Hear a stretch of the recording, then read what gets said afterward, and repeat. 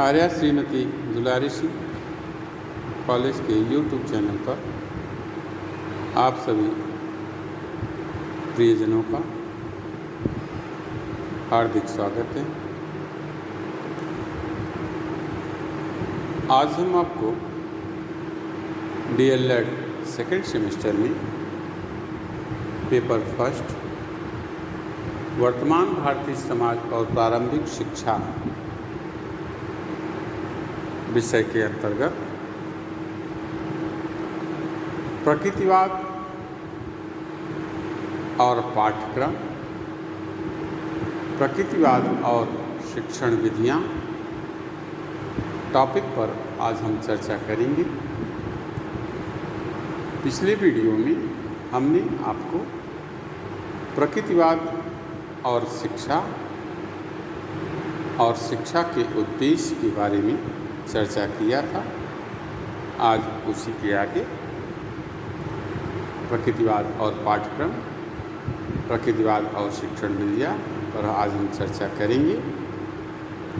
आशा करते हैं कि आपको हमारे द्वारा बताई गई बातें समझ में आएंगी।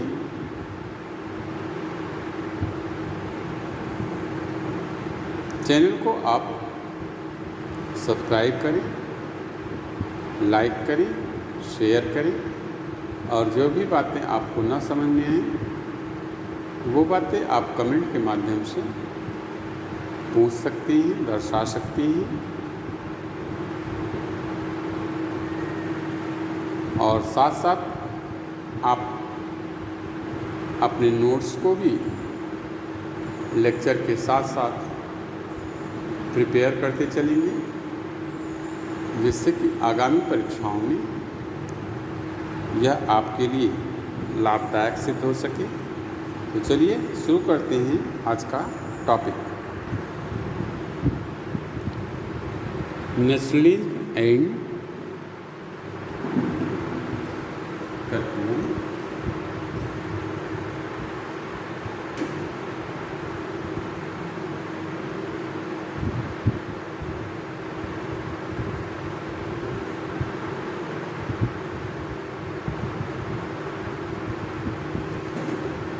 शिक्षा में बालक को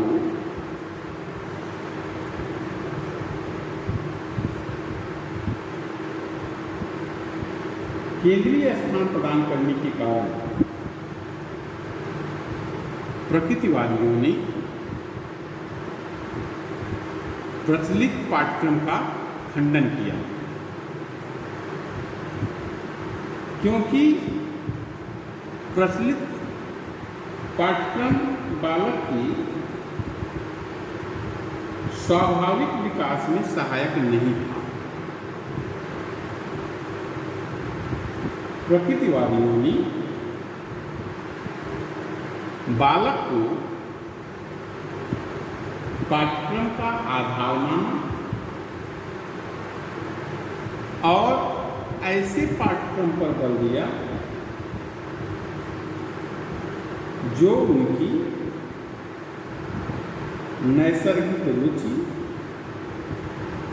योग्यता और स्वाभाविक क्रियाओं के विकास में सहयोग दे और जिन आधारों पर प्रकृतिवादियों ने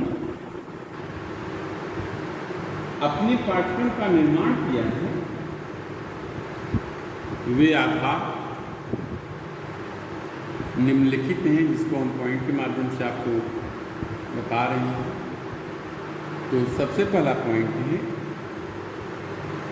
कि पाठ्यक्रम बालक की मूल प्रवृत्तियों, योग्यताओं, क्षमताओं और स्वाभाविक क्रियाओं के अनुकूल होना चाहिए।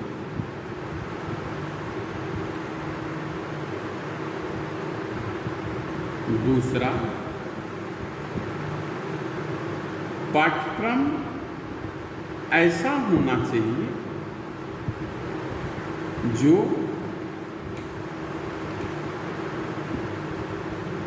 बालक के विकास की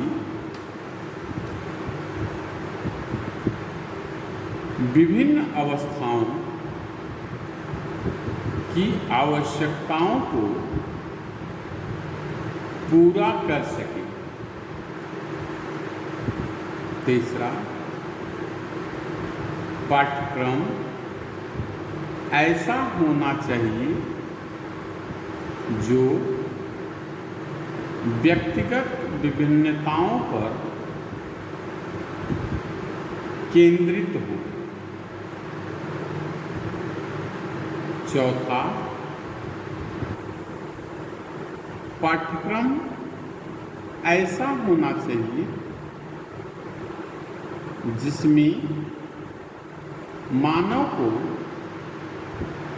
स्वतंत्रतापूर्वक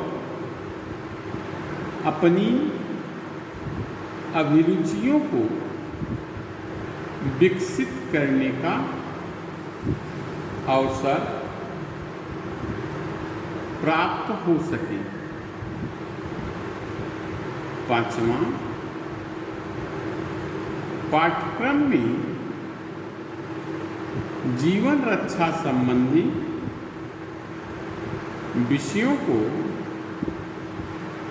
प्रधानता दी जानी चाहिए। छठवां, पाठ्यक्रम में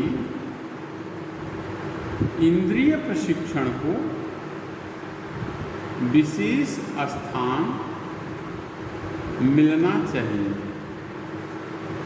सातवां, पाठ्यक्रम में धार्मिक तथा आध्यात्मिक विषयों को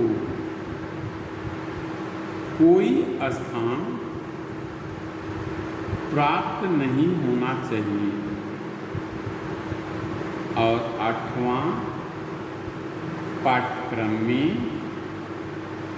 यौन शिक्षा का महत्वपूर्ण स्थान होना चाहिए।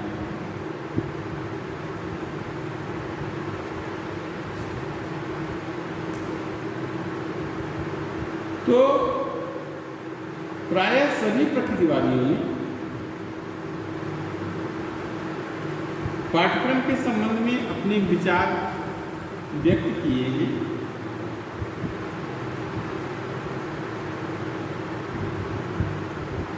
कामेनियस जो था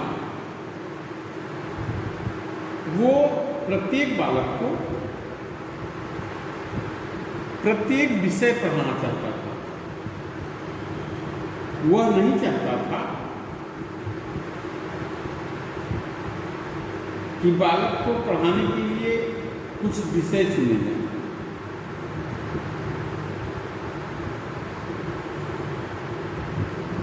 स्पेंसर जो था वो मानव प्रकृति को सर्वरूपेण वैयक्तिक मानता था। इसलिए उन्होंने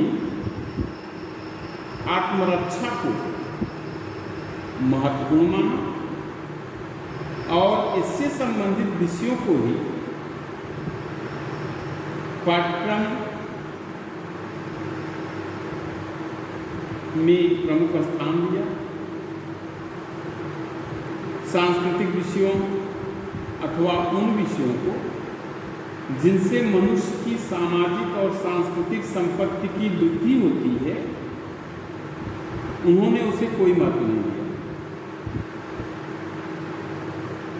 और उन्होंने मानव जीवन की क्रियाओं को उनके महत्व के अनुसार 5 भागों में वर्गीकृत किया और इन क्रियाओं के अनुसार शिक्षा के विषयों को बतलाया। पहला बताया कि वे क्रियाएं जो प्रत्यक्ष रूप से आत्मरक्षा में सहायता देती हैं, इन क्रियाओं से संबंधित विषय है शरीर विज्ञान और स्वास्थ्य विज्ञान। और दूसरा, वे क्रियाएं जो अप्रत्यक्ष रूप से आत्मरक्षा के लिए जीवन की आवश्यकताओं को पूरा करने में सहायता प्रदान करती हैं। इन क्रियाओं से संबंधित जो विषय है वो भौतिक विज्ञान, गणित, भूगोल। और तीसरा, वे क्रियाएं जो वंश वृद्धि और शिशु रक्षा संबंधी कार्य करती हैं। इसके अंतर्गत शरीर विज्ञान, बाल मनोविज्ञान और गृह विज्ञान। और चौथा, वे क्रियाएं जो सामाजिक और राजनैतिक संबंधों की स्थापना करती हैं, जैसे इतिहास, राजनीति शास्त्र, समाजशास्त्र, अर्थशास्त्र। और पांचवा, वे क्रियाएं जो अवकाश के समय के कार्यों को सफलतापूर्वक कर सकने में सहायता प्रदान करती हैं, वो है भाषा, साहित्य, कला। तो इस टेंशन ने मानव के जीवन की क्रियाओं के अनुसार जो है इसे 5 भागों में वर्गीकृत किया। पहला, वे क्रियाएं जो प्रत्यक्ष रूप से आत्मरक्षा में सहायता देती हैं। दूसरा, वे क्रियाएं जो अप्रत्यक्ष रूप से आत्मरक्षा के लिए जीवन की आवश्यकताओं को पूरा करने में सहायता प्रदान करती हैं। तीसरा, वे क्रियाएं जो वंश वृद्धि और शिशु रक्षा संबंधी कार्य करती हैं। और चौथा, वे क्रियाएं जो सामाजिक और राजनैतिक संबंधों की स्थापना करती हैं। और पांचवा, वे क्रियाएं जो अवकाश के समय कार्यों को सफलतापूर्वक कर सकने में सहायता प्रदान करती हैं।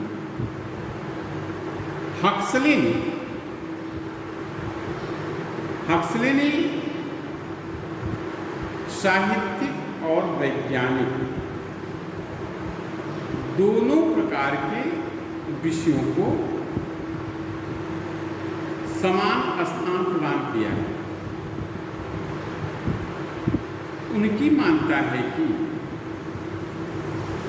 भौतिक विज्ञान के पीछे सांस्कृतिक विषयों की उपेक्षा करना उतना ही बुरा है जितना सांस्कृतिक विषयों के अध्ययन के लिए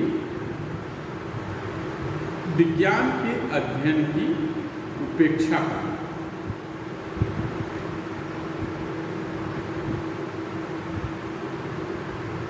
रूसो जो है, रूसो ने शैशव काल में बालक के स्वतंत्र शारीरिक विकास पर बल दिया है और किसी भी प्रकार की पाठ्य पुस्तक का निर्माण वह नहीं करता है। बाल्यकाल में वह बालक की ज्ञानेंद्रियों का विकास करने पर बल देता है। इसके लिए वह ज्ञानेंद्रियों के प्रयोग देखना, सुनना, छूना, सूंघना, तैरना, दौड़ना, इन सबको पाठ्यक्रम का वह अंग बनाता है। किशोर काल में चूंकि किशोर में जिज्ञासा की जो प्रवृत्ति होती है वो मुख्य होती है, इसलिए इस काल में उसके अनुसार प्राकृतिक विज्ञानों की शिक्षा दी जा सकती है और प्राकृतिक विज्ञानों के साथ साथ भाषा, गणित, हस्तकार्य, सामाजिक जीवन और संगीत की शिक्षा को भी पाठ्यक्रम का अंग जो है वो बनाना चाहिए। युवा काल में रूसों ने संवेगों को स्थिर करने और नैतिक शिक्षा देने के पक्ष में वह था और इसी पर वह बल देता। यानी 3 काल, शैशव काल, किशोर काल और युवा काल। युवा काल में संवेग, बाल काल में ज्ञानेंद्रियों का विकास और किशोरा काल में प्राकृतिक विज्ञान की शिक्षा का वह पक्षधर था। तो इस प्रकार से प्रकृतिवादियों ने प्राकृतिक विज्ञानों को मानवीय विषयों की अपेक्षा अधिक महत्व दिया। वे प्रकृति अध्ययन, भौतिक विज्ञान, रसायन विज्ञान, जीव विज्ञान तथा वनस्पति विज्ञान की शिक्षा को महत्वपूर्ण मानती हैं, क्योंकि इनके अध्ययन से बालक में खोज की प्रवृत्ति विकसित होती है और उनको बहुत सी बातों को अनुभव करने का अवसर प्राप्त होता है। भाषा, गणित, इतिहास, इन सभी विषयों को प्रकृतिवादी अपने पाठ्यक्रम में स्थान देती हैं, किंतु धर्म और आध्यात्मिक शास्त्र को वे अपने पाठ्यक्रम से बिल्कुल ही अलग रखते हैं। आइए आगे देखते हैं प्रकृतिवाद और शिक्षण विधियां। Naturalism and method of teaching.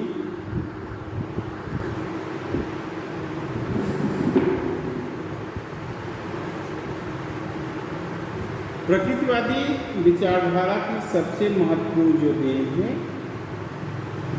वो शिक्षण विधि के ही क्षेत्र में है।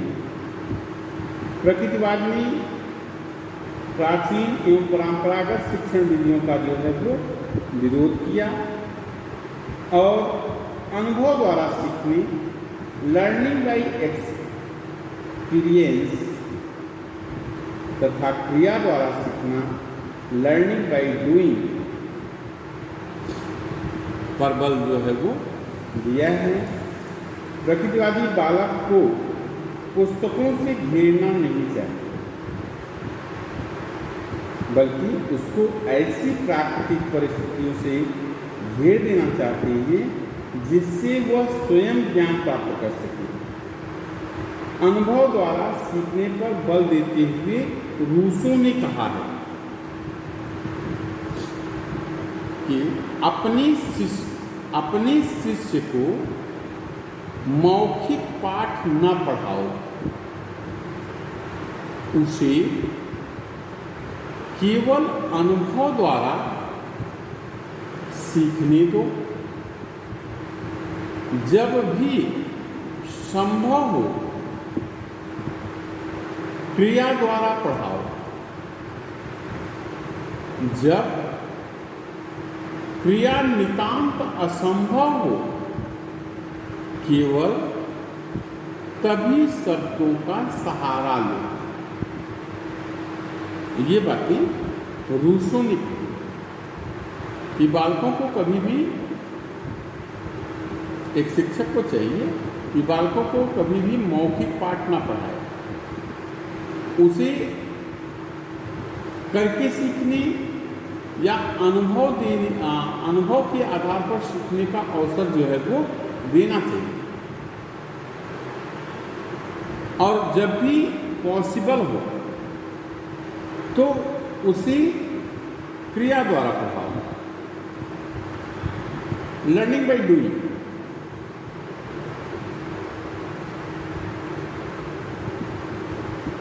या लर्निंग बाय एक्सपीरियंस, जिस भी आधार पर। और जब ये दोनों संभव ना हो तभी जो है शब्दों का सहारा जो है वो लेना चाहिए। प्रकृतिवादी इस बात पर जोर देते हैं कि बालक की शिक्षा व्याख्यानों द्वारा नहीं होनी चाहिए, यानी लेक्चर के द्वारा नहीं होनी चाहिए, बल्कि जिस वस्तु और विषय का बालक को ज्ञान कराया जा रहा है उसके संपर्क में बालक को लाना चाहिए और उसके संपर्क में आकर के बालक जो भी क्रियाएं करेगा वे क्रियाएं ही उसको ज्ञान प्रदान करेंगी। इस प्रकार से सीखने में बालक रुचि लेगा, जिसके फलस्वरूप वह जो कुछ भी सीखेगा बहुत ही अच्छी तरह से सीखेगा और इस प्रकार का सीखना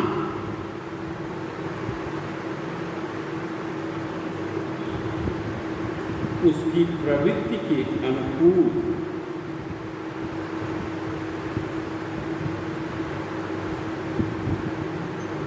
होगा। रूसों का कहना है कि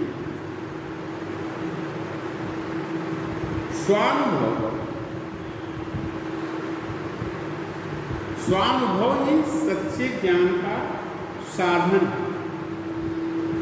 और रूसों का ही स्टेटमेंट है कि जब मैं एक प्राकृतिक मनुष्य को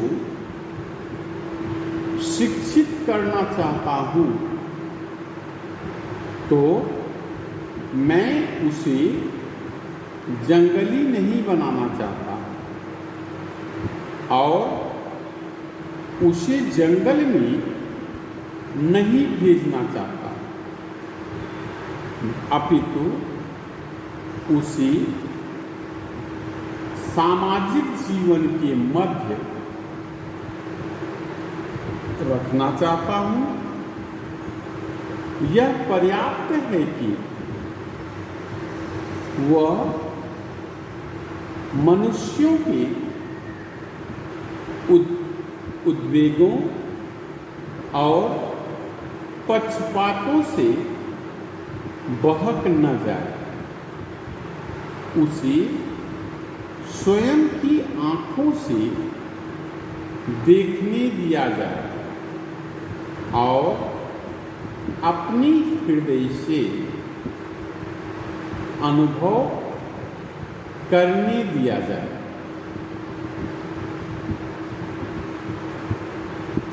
रॉस ने लिखा है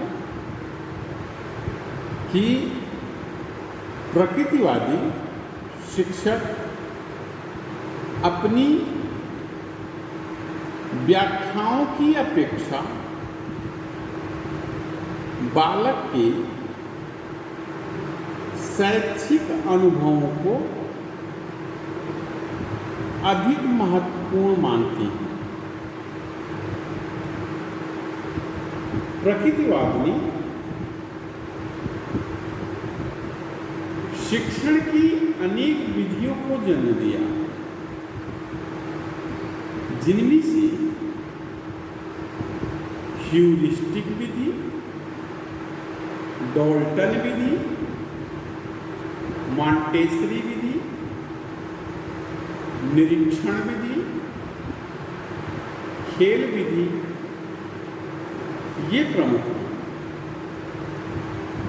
भाषा शिक्षण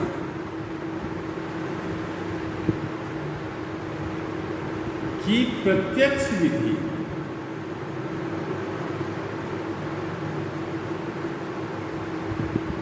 प्रकृतिवाद की देन है। भाषा शिक्षण में जो प्रत्यक्ष विधि प्रयोग किया जाता है वो प्रकृतिवाद का ही देन है। कभी कभी ये क्वेश्चन पूछ लेता है कि भाषा शिक्षण में प्रत्यक्ष विधि किसकी देन है, तो आपको ध्यान रखना है कि भाषा शिक्षण में प्रत्यक्ष विधि प्रकृतिवाद की देन है। ठीक है। प्रकृतिवादी खेल विधि को बहुत ही उत्तम मानते हैं।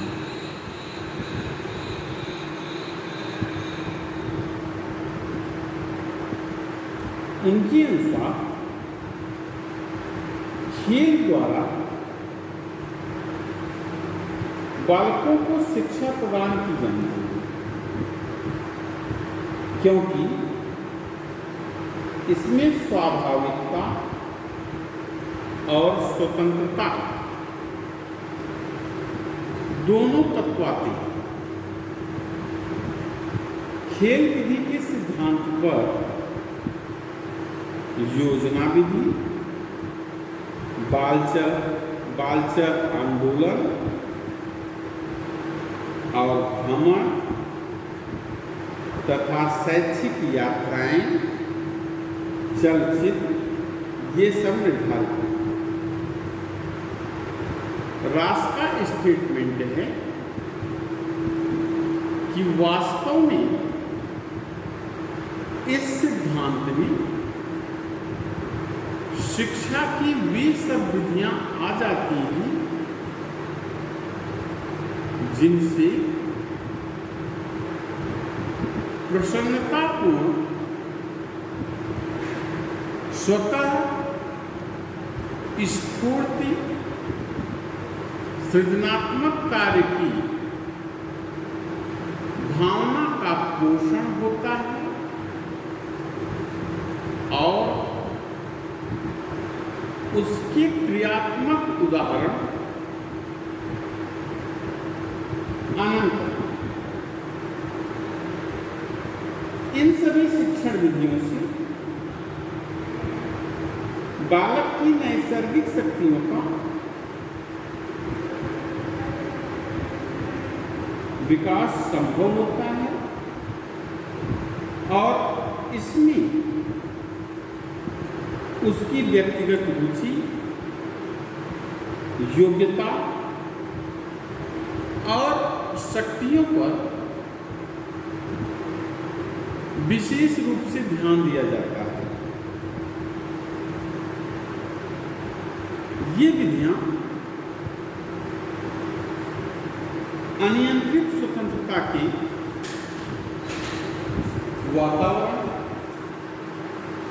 में बालक की स्वशिक्षा और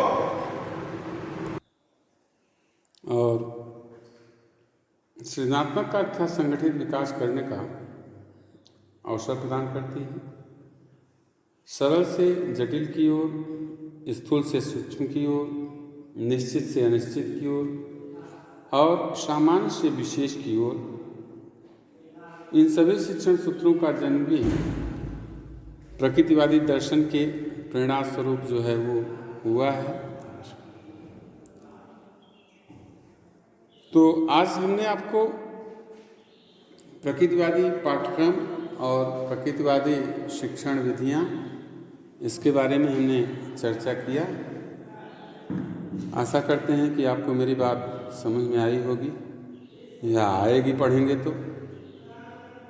आगे हम चर्चा जो करेंगे अगले वीडियो में, वो प्रकृतिवाद शिक्षक, प्रकृतिवाद बालक, प्रकृतिवाद विद्यालय, प्रकृतिवाद अनुशासन, इन 4 पॉइंट पर नेक्स्ट वीडियो में हम डिस्कस करेंगे।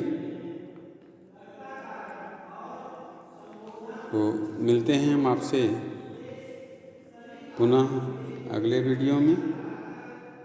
चलते चलते आपसे छोटी सी गुजारिश है कि चैनल को जो है वो सब्सक्राइब करें, लाइक करें, शेयर करें और जो भी बातें आपको न समझ में आए उनको कमेंट के माध्यम से आप पूछ सकते हैं।